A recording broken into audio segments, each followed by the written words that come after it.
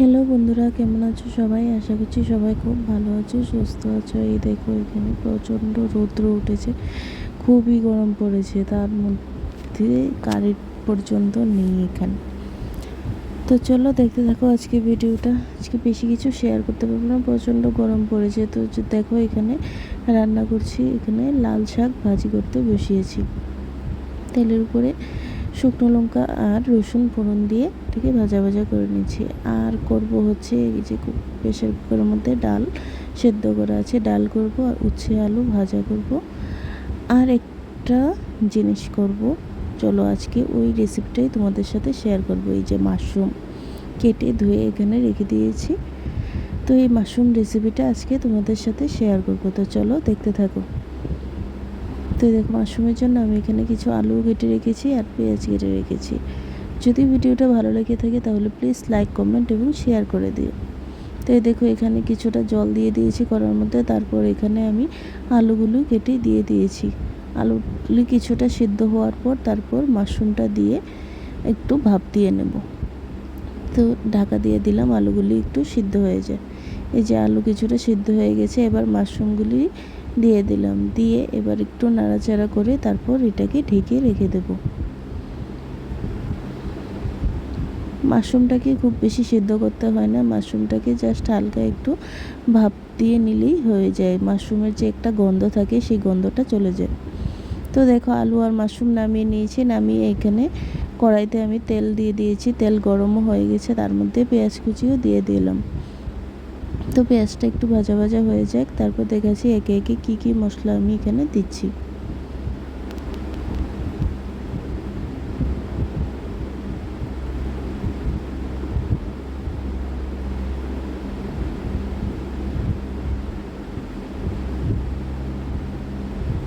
তো এই দেখো, এখানে আমি পেঁয়াজটা কিছুটা ভেজে নেওয়ার পর রসুনটাকে থেতো করে রেখেছিলাম, তো এই রসুন থেতোটা দিয়ে দিচ্ছি।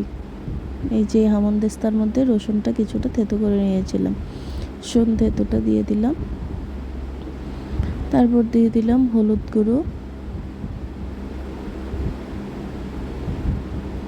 পুরো আর যা যা মশলা লাগে হলুদ গুঁড়ো দিয়ে দিলাম। পুরো মাংসের মতো করে এই মাশরুমটাকে রান্না করতে হয়, খুব ঝোল থাকে না এই মাশরুমের সবজিটাতে, একদম গ্রেভি গ্রেভি হয় সবজিটা।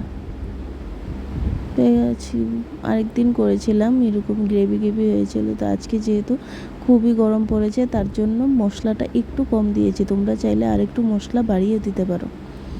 এই যে এখানে নুন দিয়ে দিলাম, এই যে এখানে জিরে আর ধনে গুঁড়ো দিয়ে দিলাম 1 চামচ, আর দেবো এখানে লঙ্কার গুঁড়ো।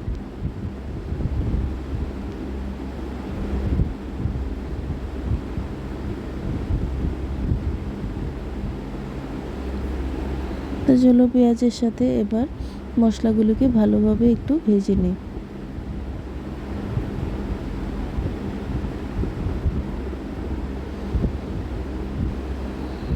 তো ভিডিওটা দেখতে থাকো বন্ধুরা, যদি ভিডিওটা ভালো লেগে থাকে তাহলে প্লিজ লাইক, কমেন্ট এবং শেয়ার করে দিও।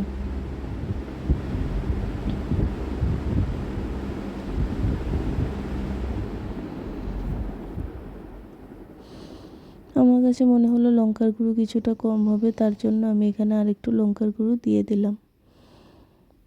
দিয়ে এবার নাড়াচাড়া করে এবার এর মধ্যে আমি মাশরুমটাকে ঢেলে দেব।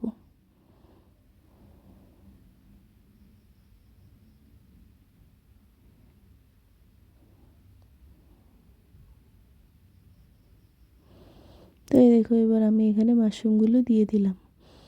মাশরুমটা দিয়ে এবার ভালোভাবে করে নাড়াচাড়া করে তারপর এর মধ্যে জল দিয়ে দেব। এবার এটাকে খুব ভালো করে নাড়াচাড়া করতে হবে, ঠিক যেভাবে আমরা মাংস নাড়াচাড়া করে একদম মাংসের জলটাকে শুকিয়ে ফেলি, ঠিক সেইভাবেই মাশরুমের জলটাকেও শুকিয়ে ফেলতে হবে।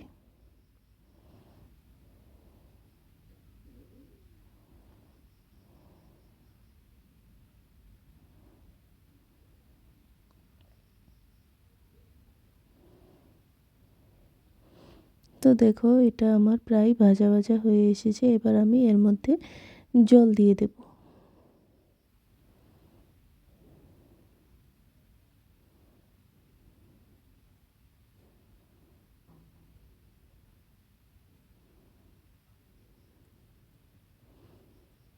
এই যে ভাজা ভাজা করে নিয়ে এবার আমি এখানে জল দিয়ে দিলাম।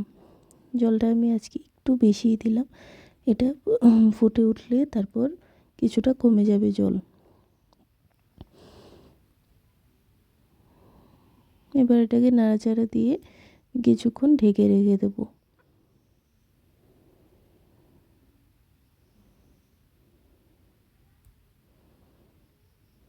এই যে আমার মাশরুম প্রায় হয়ে এসছে। এবার এর মধ্যে গরম মশলার গুঁড়ো দিয়েই নামিয়ে নেব। তোমরা চাইলে ঝোলটা আর একটু শুকিয়ে নিতে পারো, তবে আমি আজকে আর ঝোলটাকে শুকাবো না, এইভাবেই রেখে দেবো।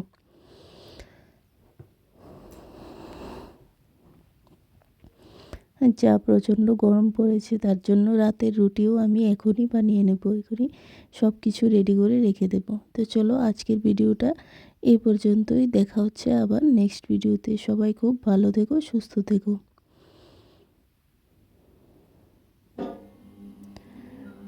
হ্যাঁ, যদি ভিডিওটা ভালো লেগে থাকে তাহলে প্লিজ লাইক, কমেন্ট এবং শেয়ার করে দিও। আর আমার ইউটিউব চ্যানেলটাকে সাবস্ক্রাইব করে দিও। এই যে আমি এখানে রুটিও বানানো শুরু করে দিয়েছি। এই যে কিছুটা ভাজা হয়ে গেছে আর কিছুটা রয়েছে। তো চলো আজকের মতো ভিডিওটা এই পর্যন্তই।